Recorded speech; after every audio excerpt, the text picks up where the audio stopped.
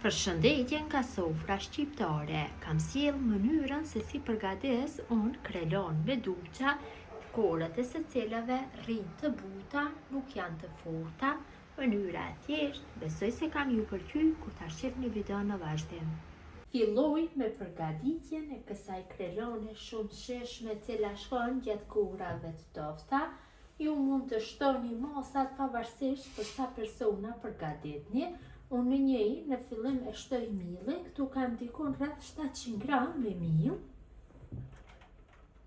Si që ceka mund t'i 2 fishoni, 3 fishoni, pa fije problemi. Shtojmë një lugë gjelle të mbushur plot me krep, një lugë të mesme me soda bikarbona dhe 4 lugë gjelle me vaj. Dhe për formimin e brumit na nevojitet ujë i vakët. Masat e ujit asnjëherë nuk dihen fikse për shkak markës së millit. Shtojna ujë e përzina, fitojnë një brum pak më të trashë se të flisë. E përzin, shumë e rëndësishme është që brumi mos ngele toplla, pra duhet fitojnë një masë të njëtrajtshme. Përzirja duhet bëhet shumë mirë. Kështu me këtë mënyrë e formojnë brumin. Është e rëndësishme që t'ja hedhim ujin gradualisht, sepse mund na formohet një masë më pas më e hollë apo më e trashë nëse ja hedhim të tërin për një herë. Shtojmë përzim derisa ta fitojmë tarsinë e dëshiruar.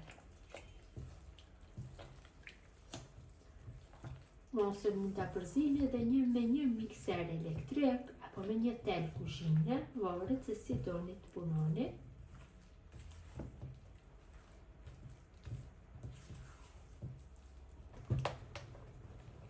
Kam përzier brumin mirë, kam fitu një brum pak më i trashë se brumi i flisë. Si që vëreni më kanë dash rreth 800 ml me ujë të vakët, pra asnjëherë nuk dihen fikse dhe kam përzier mirë që mos ngele toplla millit. Tash marrim tepsinja dhe në tepsi shtojna, këtu kam 100 gram me gjalp të shkrirë.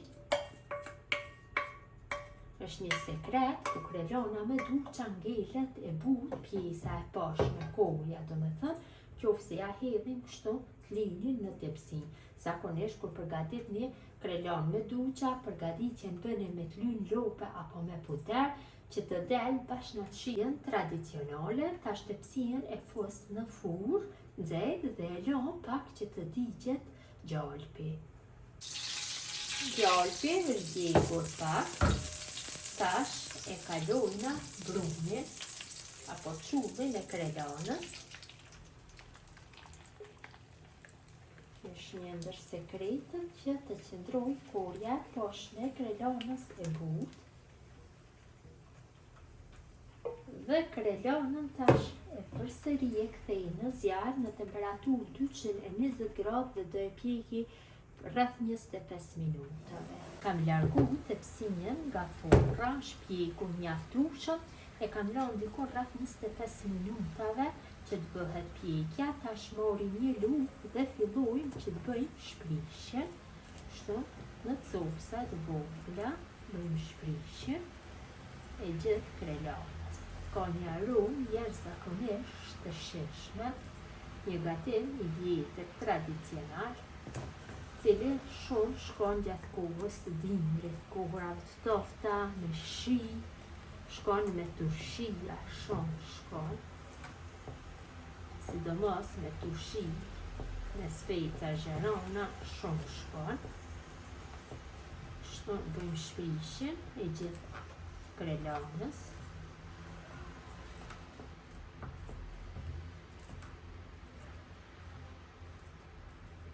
Që vëreni pjesa e poshtme e korrës ka ngelur e butë, pasi kam hedhur gjallë.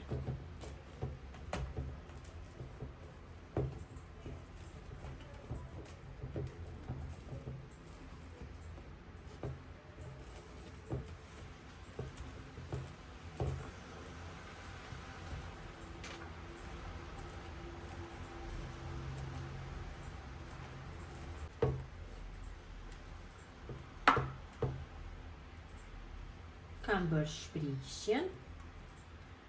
Tash në një këtu kam shtuar dikon rreth 70 gram me gjallë dhe ja kam hedhur pak vaj dhe do i djegi temperaturë mesatare derisa të fillon gjalpi dhe vaji të marrë një ngjyrë kafe të hapur. Kam bërë djegjen e gjalpit dhe të vajit e kanë marrë këtë ngjyrë. Tash sipër ja hedhim krelonës. Ja hedhim dhe mundohem kështu të bëj përzierjen që gjalpi të futet në mes. Dhe ngjyra e bën shumë të shishme këtë lloj gatimi.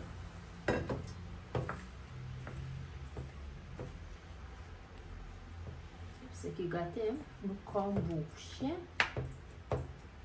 vetëm se ngjyra e bën të shishme.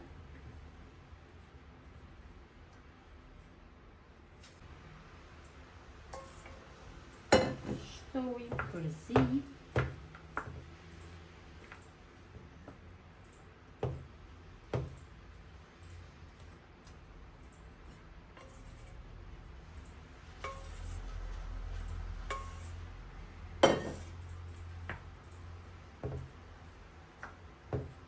Krelona është gati për konsumim.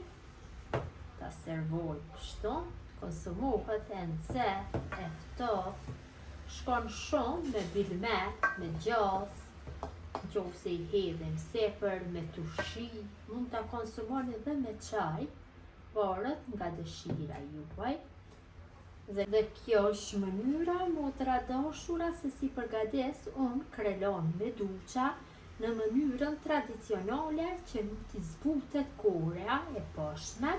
Gjithë ju që e përgatisni në këtë mënyrë ju bëhet të mirë.